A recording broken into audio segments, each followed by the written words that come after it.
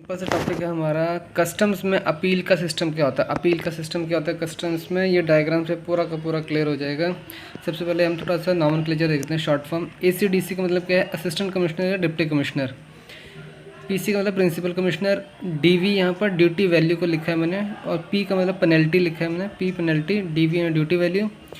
CA मैंने बात किया है, कस्टम्स एक्ट फॉर्म की बात की है। CA1, CA3, CA8, CA6, CA4 ऐसे फॉर्म्स हैं। ये कस्टम एक्ट या CA फॉर्म कहते हैं, फॉर्म नंबर की बात हो रही है, custom act form. Adjudicating authority कौन होती है, जो ऑर्डर पास करती है ना, जो ऑर्डर देती है उसे कहते हैं एडजुकेटिंग अथॉरिटी।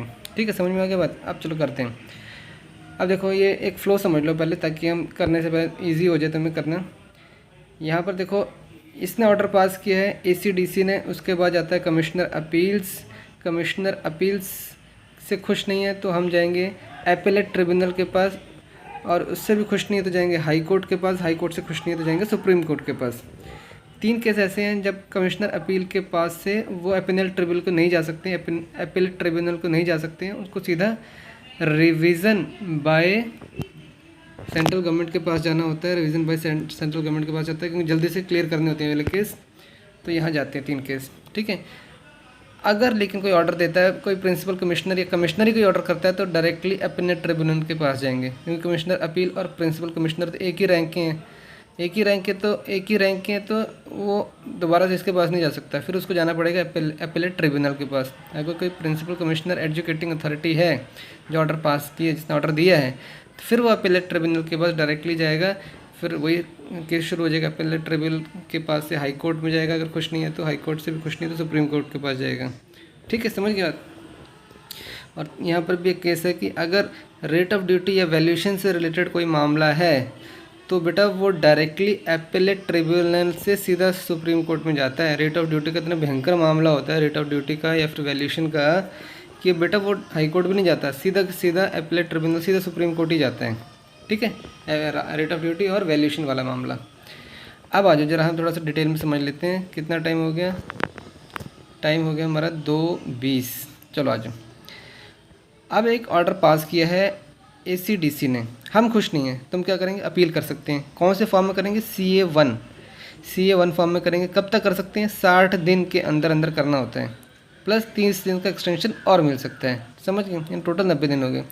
60 दिन, पहले 60 दिन ही समझो, 60 दिन के अंदर अंदर हमें अपील करनी है भैया कि ACDC हम खुश नहीं तेरे से, हम जाएंगे। तो बोले जाओ, कहाँ जाओगे, कमिश्नर अपील्स के पास जाना पड़ेगा तुम्हें। कहाँ जाना पड़ेगा, अगर ACDC से कुछ नहीं है तो कमिश्नर अपील्स के पास जाना पड़ेगा। कितने दिन के अंदर जाना पड़ेगा, 60 दिन के अंदर। 30 दिन का एक्सटेंशन और मिल सकती है। फॉर्म कौन सा यूज़ करोगे, CA1 यूज़ करोगे, और इसे कहते हैं फर्स्ट अपील। क्या कहते हैं इसे, फर्स्ट अपील। आगे जी, ऐसे नहीं चले जाएगा भैया, केस तुम्हारा लटका रहेगा, हम पैसे की वेट करते रहेंगे। डिपार्टमेंट कहता है पहले तुम्हें पैसे जमा कराने पड़ेंगे। कितने पैसे जमा कराने पड़ेंगे, 7.5% of duty value, if duty value और ड्यूटी वैल्यू प्लस पेनल्टी का डिस्प्यूट है। ठीक है, अगर ड्यूटी तो 7.5% जितने भी तुम्हारा डिस्प्यूट है ना, या तो ड्यूटी वैल्यू या फिर ड्यूटी वैल्यू प्लस पेनल्टी, जो मर्जी हो, उस केस में 7.5% ऑफ ड्यूटी वैल्यू का ही तुम्हें अमाउंट निकालनी है, पेनल्टी नहीं लेनी है। सिर्फ 7.5% ऑफ ड्यूटी वैल्यू लेकर उसको जमा करा दो। अगर सिर्फ पेनल्टी ही है तो, अकेली पेनल्टी है तो, हाँ अकेली पेनल्टी है तो 7.5% ऑफ पेनल्टी वैल्यू वो तुम जमा करवा दो। लेकिन जमा करवाओ पहले, क्योंकि ताकि हमें कुछ मिले ना, 7.5% तो मिलेगा कुछ ना कुछ।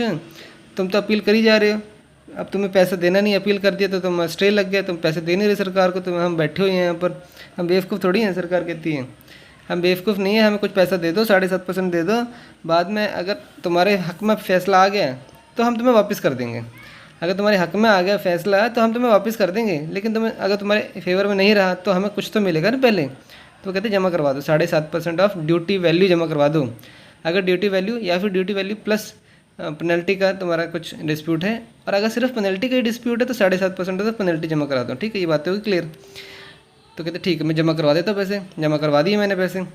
अब मैं आ गया कमिश्नर अपील्स के पास। कमिश्नर अपील को ये होता है कि आ गया फैसला, भाई आ गया, केस आ गया, 6 महीने के अंदर अंदर मुझे ऑर्डर पास करना ही पड़ेगा। कमिश्नर अपील क्या कहता है, मुझे 6 महीने के अंदर ऑर्डर पास करना पड़ेगा, और तुम बंदे आ जाना।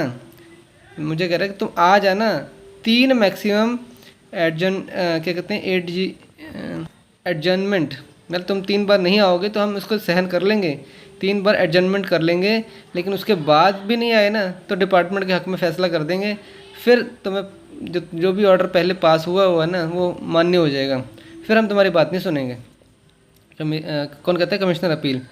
ठीक है, उसको कितने महीने के अंदर ऑर्डर पास करना है? 6 महीने के अंदर अंदर। अब इससे भी खुश नहीं हम, हमने इसका फ़ैसला आ गया, हम खुश नहीं है इससे, हम इससे खुश नहीं है, तो वो क्या, हम कहाँ जा सकते हैं? एपेलेट ट्रिब्यूनल के पास जा सकते हैं। कहाँ जा सकते हैं? Appellate tribunal. लेकिन 3 केस छोड़ के, 3 केस ऐसे हैं जहाँ पर हम एपेलेट ट्रिब्यूनल के पास नहीं जा सकते हैं। कौन से 3 केस ऐसे? अगर गुड्स नॉट अनलोडेड हैं या फिर लेस अनलोडेड हैं, गुड्स जो हैं अनलोड ही नहीं किए थे या फिर कम अनलोड किए थे, या फिर बैगेज का रिलेटेड केस है कोई। ठीक है, गुड्स नॉट अनलोडेड का या फिर लेस अनलोडेड, बैगेज का केस है, या फिर डीबी के रिलेटेड है, ड्यूटी ड्रॉबैक के रिलेटेड केस है। अगर ये 3 केस हैं तो भैया तुम नहीं जा सकते। तुम्हें कहाँ जाना पड़ेगा? तुम्हें CA8 फॉर्म भर के रिवीजन बाय सेंट्रल गवर्नमेंट के पास जाना पड़ेगा, रिवीजन बाय सेंट्रल गवर्नमेंट के पास जाना पड़ेगा CA8 फॉर्म भर के। और इतना ध्यान रखना, छोटे मोटे चीज़ें हम लेते नहीं हैं, वैल्यू 5000 से ऊपर होनी चाहिए, वैल्यू कम से कम 5000 से ऊपर होनी चाहिए। ऐसा नहीं है छोटे मोटे चंदी मंदी केस लेकर आ जाओ। रिवीजन बाय CG हम करेंगे 5000 से ऊपर की वैल्यू को ही पकड़ेंगे। ठीक है, और जो एक बात सुन लो कि अगर रिवीजन बाय CG में जो भी फैसला आगे मानना पड़ेगा, उसके बाद कोई फर्दर अपील नहीं कर सकते हो। समझ गए? ये 3 केस ऐसे हो गए, गुड्स नॉट अनलोडेड वाले केस, बैगेज के केस और DB के रिलेटेड केस CA8 फॉर्म में जो होते हैं वो रिवीजन बाय CG में करते हैं और इसके बाद कोई अपील नहीं होती है, और 5000 से ऊपर की वैल्यू होनी चाहिए। समझ गए? अब मान लो ये वाला हो गया, इस रिवीजन बाय CG वाला केस चला गया, 3 केस नहीं है हमारे, इसके अलावा दूसरे केस हैं, तो हम सेकंड अपील करेंगे। ये पहला अपील ये कर दिया ना कमिश्नर अपील्स के पास।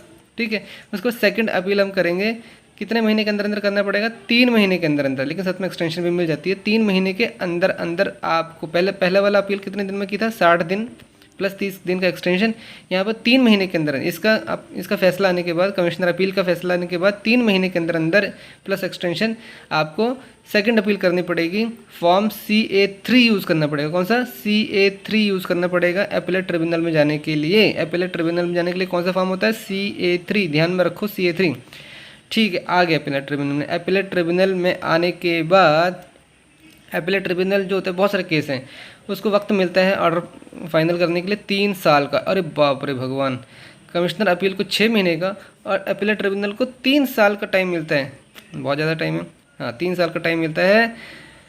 और ये एपेलेट ट्रिब्यूनल जो होता है वो भी बहुत भयंकर, उसके पास केस आते हैं तो वो कहता है कि बेटा 2 लाख से कम के केस ना हम रिजेक्ट कर सकते हैं। इतने छोटे मोटे चिंदी केस जो हैं वो कहते हैं 2 लाख से केस हमारे लिए, मेरे लिए चिंदी हैं, तो इससे कम के केस में ले भी सकता हूँ, नहीं भी ले सकता हूँ, मैं रिजेक्ट कर सकता हूँ। ठीक है, लेकिन ROD, रेट ऑफ ड्यूटी और वैल्यूएशन, इतना इंपॉर्टेंट चीज़ है रेट ऑफ ड्यूटी और वैल्यूएशन कि इसका तो मुझे लेना ही पड़ेगा, चाहे 2 लाख से कम ही क्यों ना हो, है, चाहे जितने मर्जी वैल्यू के हो, रेट ऑफ ड्यूटी और वैल्यूएशन का केस तो मुझे लेने ही पड़ेंगे। वो एपेलेट ट्रिब्यूनल इसको रिजेक्ट नहीं कर सकते हैं। ठीक है, लेकिन एपेलेट ट्रिब्यूनल आने के लिए तुम्हें फिर से फीस जमा करानी पड़ेगी। कितनी? 10% ऑफ द ड्यूटी वैल्यू। यहाँ पर कितने पहले जमा करा रखी? 7.5%। अब फिर से कहते हैं 10% जमा कराओ। अब टोटल मैंने 7.5% पहले जमा करा चुका हूँ। यहाँ पर कहाँ कराया मैंने 7.5%? ये यहाँ पर जब मैं फर्स्ट अपील करा था मैंने 7.5% जमा कराया था। अब सेकंड अपील जब मैं इसे करवा रहा हूँ तो फिर से मैं पैसा जमा कराऊंगा। 10% ड्यूटी वैल्यू जमा कराना, जो डिस्प्यूटेड ड्यूटी वैल्यू थी जमा कराना पड़ेगा।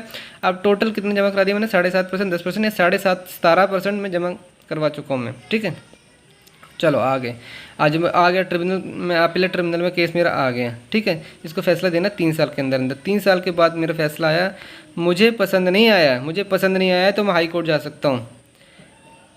अगर रेट ऑफ ड्यूटी और वैल्यूएशन का केस है तो मैं डायरेक्टली ही सुप्रीम कोर्ट जाना है मुझे, हाई कोर्ट को बाईपास करके। लेकिन इसके अलावा रेट ऑफ ड्यूटी और वैल्यूएशन के केस को छोड़कर दूसरे जो भी डिस्प्यूट हैं वो मैं जा सकता हूँ हाई कोर्ट में। फॉर्म यूज़ करूँगा CA6।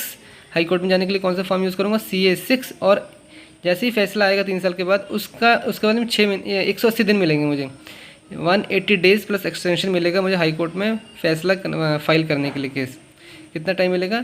180 दिन का टाइम मिलेगा मुझे। और इस केस में ऐसा कुछ भी नहीं है कि फिर से फीस जमा करानी है, तुम हाई कोर्ट में आ सकते हो भैया। ये तुम्हारे हाई कोर्ट में हम अलग से पैसा नहीं जमा करवाएंगे, 180 दिन तुम्हें देंगे। तुम हाई कोर्ट में आना चाहते हो आ जाओ।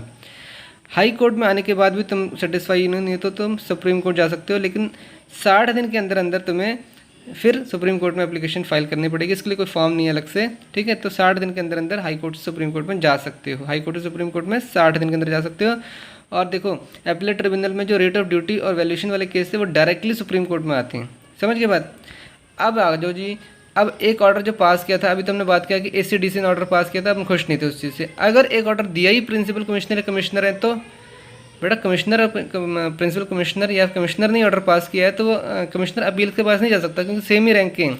उस केस में वो कहाँ जाएगा, वो जाएगा एपेलेट ट्रिब्यूनल के पास डायरेक्टली। कौन सा फॉर्म यूज़ करेगा, CA3 फॉर्म यूज़ करेगा। देखो यहाँ पर भी कमिश्नर अपील के पास से जब एपेलेट ट्रिब्यूनल में आया था तो वो भी फॉर्म CA3 ही यूज़ करके आया था। प्रिंसिपल कमिश्नर से जब एपेलेट ट्रिब्यूनल में आते हैं, जब भी एपेलेट ट्रिब्यूनल में आते हैं तो फॉर्म यूज़ करते हैं CA3। और कितना टाइम के अंदर अंदर ये फाइल करना होता है, ऑर्डर के 3 महीने के अंदर अंदर, या 3 मंथ्स प्लस एक्सटेंशन मिलती है उसको, उसके अंदर अंदर ये हमें अपील करनी पड़ती है। यहाँ पर भी कमिश्नर अपील से लेकर एपेलेट ट्रिब्यूनल में आना था तो हमने 3 महीने के अंदर अंदर आना था, प्लस एक्सटेंशन मिल सकती है, और फॉर्म भी CA3 था, ठीक है। दोनों केस देखे तुमने। यानी कमिश्नर अपील या प्रिंसिपल कमिश्नर के ऑर्डर से खुश नहीं है तो हम एपेलेट ट्रिब्यूनल की तरफ जा सकते हैं। फॉर्म CA3 है और 3 महीने प्लस एक्सटेंशन के अंदर अंदर हमें केस करना होता है, मतलब अपील करनी होती है। लेकिन ACDC से जब हम कमिश्नर अपील को करते हैं तो 60 दिन प्लस के अंदर अंदर करना होता है, प्लस 30 दिन का एक्सटेंशन भी मिलता है। फॉर्म CA1 यूज़ होता है वहाँ पर, ठीक है। अब प्रिंसिपल कमिश्नर से एपेलेट ट्रिब्यूनल में आ गए, एपेलेट ट्रिब्यूनल से फिर बाकी तो किस्सा सेम ही है। एपेलेट ट्रिब्यूनल में जाने के लिए अब यहाँ पर देखो, प्रिंसिपल कमिश्नर से एपेलेट ट्रिब्यूनल जब आए थे ना, उस समय भी जब फर्स्ट अपील थी हमारी, ये कौन सी थी हमारी, फर्स्ट अपील है ना। अगर ऑर्डर पहले डायरेक्ट पहला ऑर्डर ही प्रिंसिपल कमिश्नर ने दिया था तो हम इससे हम एपेलेट ट्रिब्यूनल की तरफ जा रहे हैं तो कहते हैं ऐसे नहीं जा सकते हो, पहले जमा कराओ पैसे। फर्स्ट अपील के केस में पैसे जमा कराने पड़ेंगे 7.5%, 7.5% ऑफ द ड्यूटी वैल्यू। अगर ड्यूटी वैल्यू या फिर ड्यूटी वैल्यू प्लस पेनल्टी का डिस्प्यूट है, लेकिन पैसे वो 7.5% ऑफ सिर्फ ड्यूटी वैल्यू का ही लेंगे। या फिर पेनल्टी का ही केस है, सिर्फ पेनल्टी का ही डिस्प्यूट है तो 7.5% ऑफ द पेनल्टी वैल्यू का ले लेंगे, ठीक है। वो जमा करवा लेंगे पहले, पता नहीं एपेलेट ट्रिब्यूनल 30 साल तक का टाइम है ना उसके पास, तो डिपार्टमेंट कहता है हम तो मर जाएंगे, हमारे पास पैसे नहीं है, हमें पैसे दे दो कुछ पहले। अगर तुम्हारा केस तुम्हारे हक में आया तो इसको रिफंड कर देंगे, वापस कर देंगे, ठीक है। अभी फिर से एपेलेट ट्रिब्यूनल की तरफ आ गया, ये इसकी फर्स्ट अपील है। फर्स्ट अपील के बाद ये उसका अगर वो खुश नहीं है तो फिर हाई कोर्ट में जा सकता है, बाकी किस्सा सेम है, हाई कोर्ट में जा सकता है। 180 दिन के अंदर प्लस एक्सटेंशन मिल सकती है, CA6 फॉर्म यूज़ होगा, और उससे भी खुश नहीं है तो सुप्रीम कोर्ट जा सकता है। 60 दिन के अंदर कोई फॉर्म नहीं होता है, 180 दिन 60 दिन। और देखो एपेलेट ट्रिब्यूनल में फिर से जमा करानी पड़ेगी 10% ऑफ द ड्यूटी वैल्यू। आप टोटल 17.5% तुम जमा करवा चुके हो। इसको ऑर्डर देना 3 साल के अंदर, 2 लाख से कम की वैल्यू को रिजेक्ट कर सकती है, लेकिन ROD और वैल्यूएशन वाले इसको लेने ही पड़ेंगे। और ROD या फिर वैल्यूएशन इससे खुश नहीं है, इस वाले ROD और वैल्यूएशन का किस्सा है तुम्हारा का डिस्प्यूट है और एपेलेट ट्रिब्यूनल ने तुम्हारे हक में नहीं दिया है, तो डायरेक्टली सुप्रीम कोर्ट में तुम जा सकते हो, ठीक है, हाई कोर्ट को बाईपास करके। समझ गए तुम, ओके।